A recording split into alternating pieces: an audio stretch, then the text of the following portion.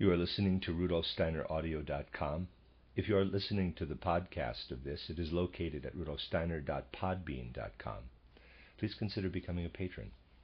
This is a reading of a cycle of lectures by Rudolf Steiner entitled Eurythmy as Visible Speech, Collected Works, Volume 279, translated by Vera and Judy Compton Burnett.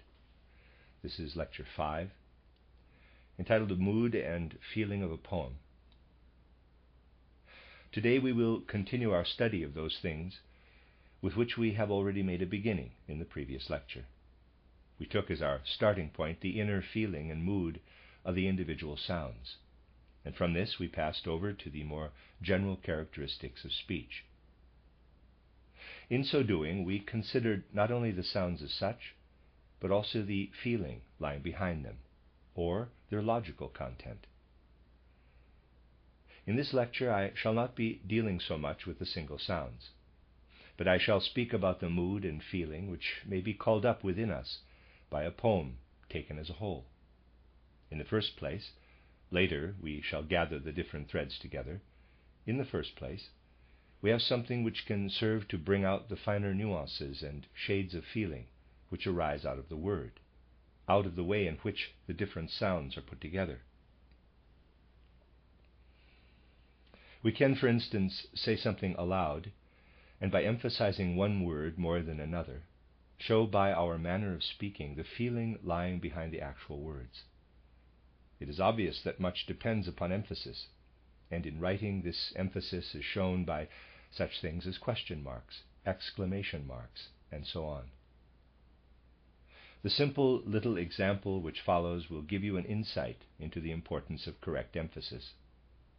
If I remember rightly, in Zig Eden in Hungary, there was once a company of actors who were giving a performance of Schiller's title Räuber in a barn, of all places, next door to a cattle shed. One of the actors did not know the text perfectly, and was also unable to understand the prompter. The prompter's text may have been inaccurate. In any case, the whole affair was somewhat primitive, and the amateurish effect was not lessened when a regular dispute took place in the presence of the audience. This dispute arose owing to the fact that one of the oxen suddenly broke through the wall and gazed around, so that its horns and muzzle were visible on the stage. At this moment, the actor, who was somewhat alarmed, said, looking in the direction of the cow, quote, "Seid ihr auch wohl mein Vater?" Close quote, "Are you indeed my father?" The prompter corrected him, saying, should he not say, "Seid ihr auch wohl mein Vater?" Are you well, my father? And that it did not please the stage manager, who made the following correction. Here he should say, "Seid ihr auch wohl mein Vater?" Can you be my father? So, you see, everything depends upon emphasis. And as we must be able to express in Eurythmy all the fundamental elements of language, it must also be possible to express what in speech would be brought about by means of emphasis, and in writing by means of the question mark, the exclamation mark, or something of that kind. To fulfill this need, we have a movement which gives rise to a feeling similar to that called up in written language by the exclamation or the question mark. This movement must be carried out in the following way. The eurythmist places both the right and left arm in the position indicated in the diagram, and there's a diagram on page 90. The left hand being turned slightly inward and the fingers held loosely. This then is a movement which should be made use of as occasion offers. I shall speak about color in Eurythmy later on. Now, of course, the eurythmist must only make use of this movement at suitable moments, and the way in which it is used must be very carefully studied. For instance, the eurythmist must come to an understanding with the reciter, so that a single pause is made in the reading. And it must be done in such a way that the onlooker can see clearly that the eurythmist is here passing over from the movement, first into a relative and then into a complete state of rest, so that the movement brings about a distinct break in the poem. For example, if I say, "How lovely the sunshine is today," we must make the most of it. The point would be to express the exclamation adequately. Therefore, at the point where the exclamation mark is, you would bring the movement, which otherwise is in constant flow, to a standstill. You would take up this position quite quietly and then proceed. Such an example offers a good opportunity for the clear expression of this movement. An excellent opportunity for applying this movement is to be found in such a poem as Goethe's Zauberlehrling, where many exclamations occur. In this poem, the movement would serve to bring out what may be called humor in the truly artistic sense of that word. For instance, at the end of the line, in die Ecke Besen, Besen seid gewesen, the movement for the exclamation is strongly called for. And again at the end of the next line, denn als Geister. When the magician himself is speaking, the movement would not be suitable, for he is a stately personage. But it would be particularly good if the eurythmist, who is interpreting the part of the pupil, would introduce this movement quite frequently. Again, it could be made use of after brav getroffen, and also after und ich atme frei. There is another gesture expressing mood, which we may use when we wish to show liveliness or mirth, Heiterkeit. You must carry out this gesture in such a way that you try, when making it, to stand on tiptoe. Thus, when the mirth is at its height, you must rise on the toes, and then, supposing this to be your head, proceed to take up this position with your arms, spreading out your fingers. In this way we get the movement for mirth or liveliness. When, in addition to spreading out your fingers, you move them about, the feeling of gaiety will be particularly well expressed. Such a movement gives the effect of merry laughter and possesses very great charm.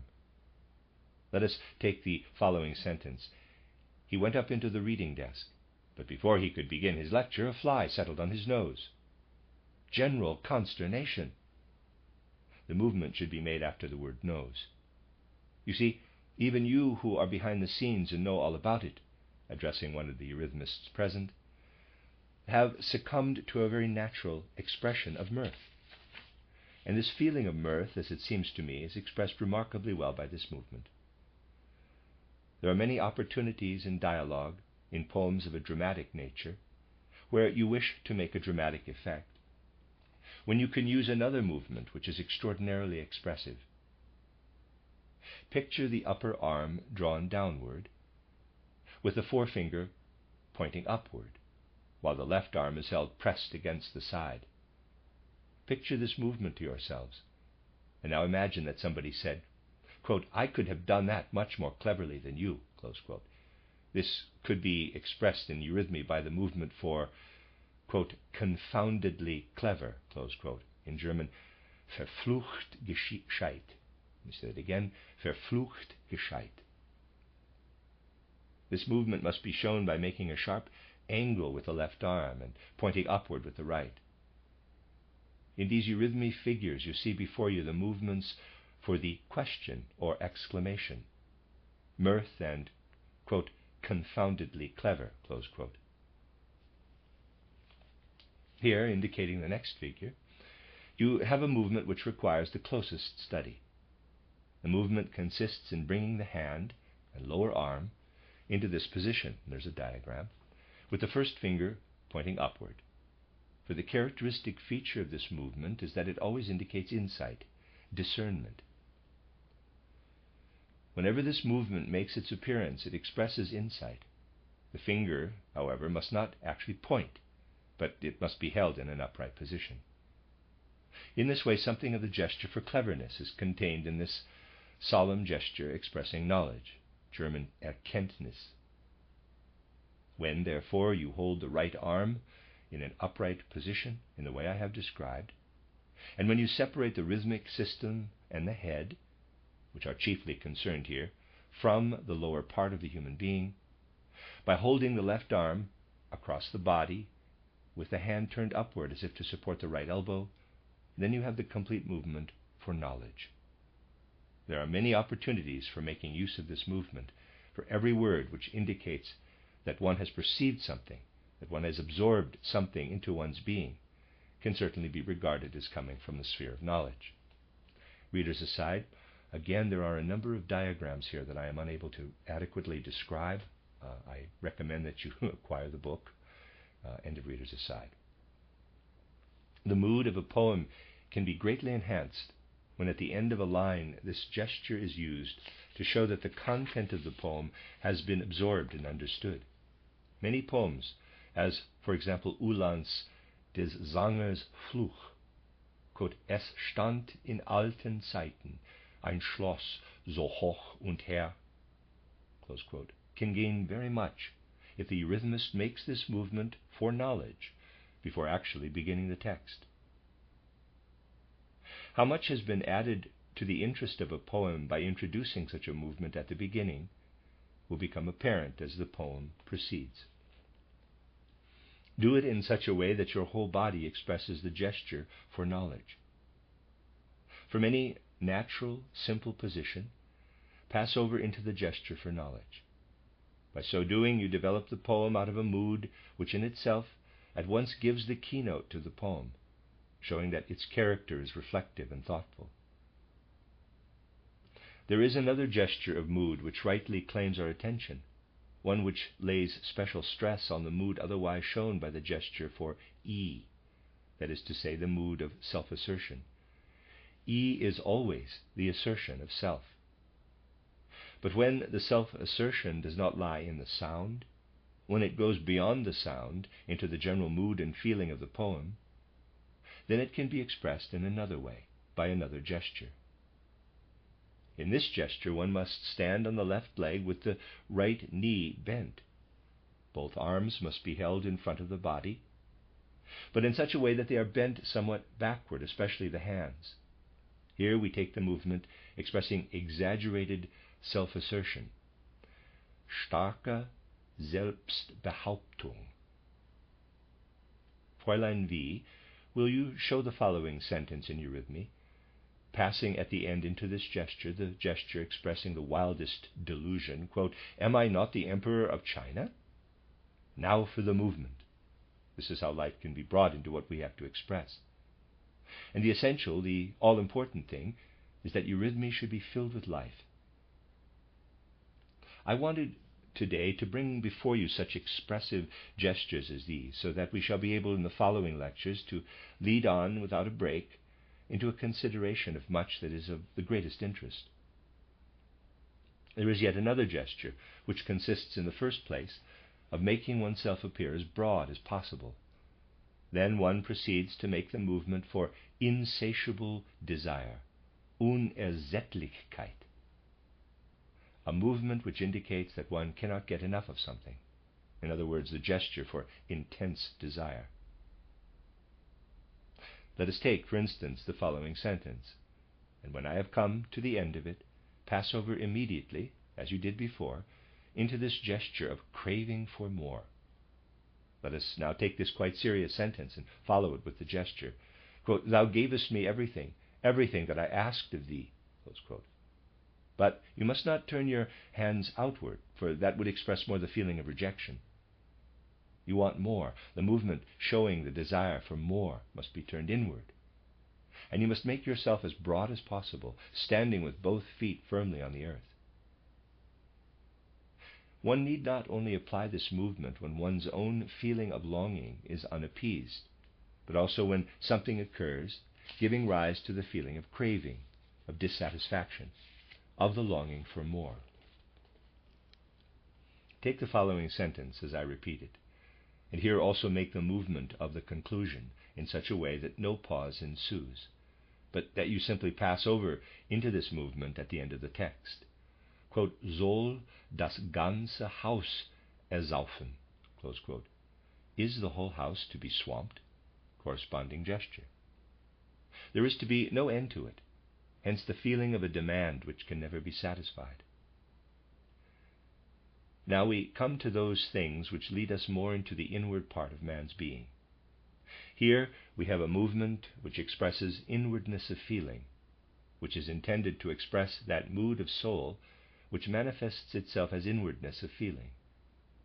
This may be shown by standing on the ball of the foot, the heel slightly raised above the ground, but only very slightly, for if it is raised too high, it does not give the feeling of inwardness. Thus, with heels raised slightly above the ground, standing on the ball of the foot, we should take up this position with both arms. The arms should be held gently in front of the body, the thumb touching the forefinger. This gesture expresses the feeling of inwardness, of tenderness, Innigkeit. If you imagined to yourself that you were holding a baby and that you wanted to enter into a certain relationship with the guardian angel of this baby, you would hold it in this way, and you would then have the movement for inwardness. Let us take a particularly solemn sentence and make this gesture at its close. Try to express in Eurythmy, "Come unto me, all ye that labor and are heavy laden." And now the gesture. This is purely lyrical.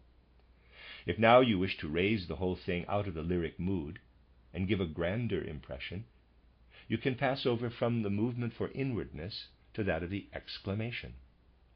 Thus, "Come unto me, all ye that labor and are heavy laden." Now, make the movement for inwardness followed by that of the exclamation. If these movements are carried out in the tempo which one feels to be suitable, a very powerful impression will be created. Something which in its feeling is closely related to the mood of inwardness, but which at the same time is quite different, is the feeling of lovableness, Liebenswürdigkeit, charm. This feeling is also expressed by raising the heels slightly from the ground, but the arms, while retaining to some extent the former position, are moved, the left arm being raised upward and the right arm drawn downward. This then is the gesture for expressing the quality of lovableness.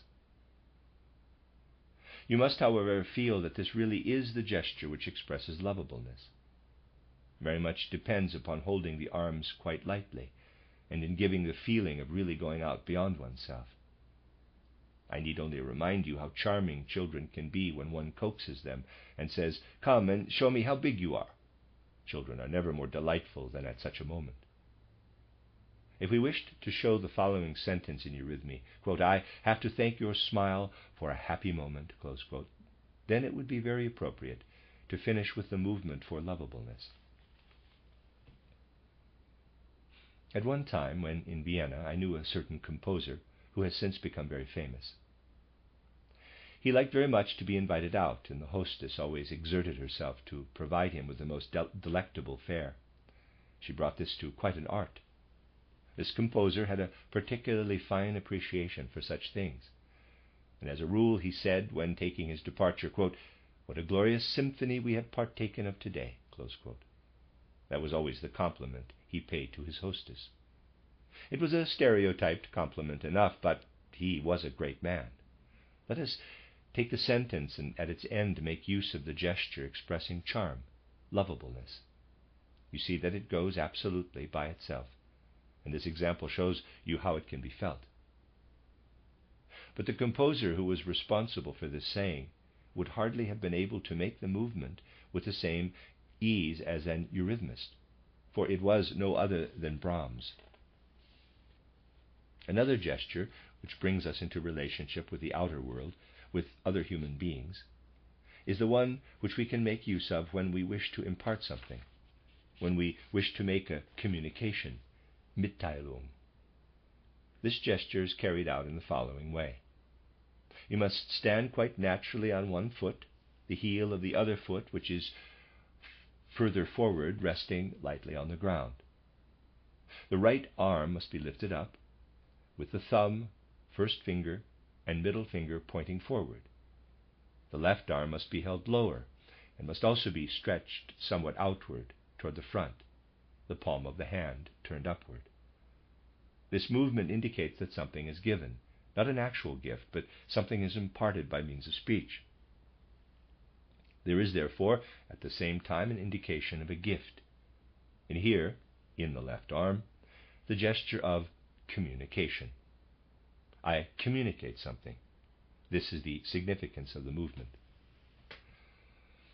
Let us take, for instance, the words, "Verily, verily, I say unto you." Here we see very clearly the wish to impart something, to communicate something, and it is a wonderful opportunity for the use of this gesture of communication. Now we come to a movement, the character of which is shown when, at the appropriate moment, one stands firmly on the ground, the hands clenched, the arms stretched downward and pressed against the body. The head should be held erect. In addition to this, the eurythmist should try to have the feeling that the eyes are not actually looking at anything, but that they are not actually seeing anything, but that the gaze is rigid and fixed. Then the movement will be very expressive. It is one which can often be made use of during the text of a poem. Here's a German poem. Blass lag der Kranke, sein Auge erlosch, Schluchzen umgab ihn. Pale was the sick man, dim was his eye, weeping friends surrounded him. The mood underlying such a sentence will be brought out particularly well if the eurythmist succeeds in making use of this movement in the places which I will here indicate with dots. Blass lag, dots, der Kranke, sein Auge, dots, erlosch, Schluchzen, dots, umgab ihn. You will easily see how individual eurythmy can become when such movements are introduced, and how fine can be the nuances of its expression. This then is the movement for sadness, Traurigkeit. There is another movement which consists once more of standing firmly on both feet, with the arms held right back and the hands also right back. This is the movement for despair, Verzweiflung. And you will very soon discover how strongly this feeling is expressed by the movement, particularly by the muscles of the inner arm. You will have the feeling this is indeed the expression of despair. Now we will try to do in eurythmy the first lines of the monologue in Faust, and after the word studiert, we will make the movement for despair. German, habe nun auch Philosophie, Juristerie und Medizin und leider auch Theologie durchaus studiert. I've studied now philosophy and jurisprudence, medicine, and even, alas, theology, from end to end with labor keen. Here, make the movement for despair. You see, when a movement really expresses the corresponding mood of soul, it undeniably enhances the dramatic effect of what has preceded it. I should like to close today's lecture by saying a few words which may help to throw light on these movements and the way in which they should be studied. Study all such movements, then by making use of them, you will be able to bring to plastic eurythmic expression many different shades of feeling. You will be able to enter more fully into the way in which a poem unfolds and to study its dramatic, lyric, or epic content. If you really feel your way into these movements, you will be able to bring a strong dramatic element into your eurythmy. The end of Lecture 5.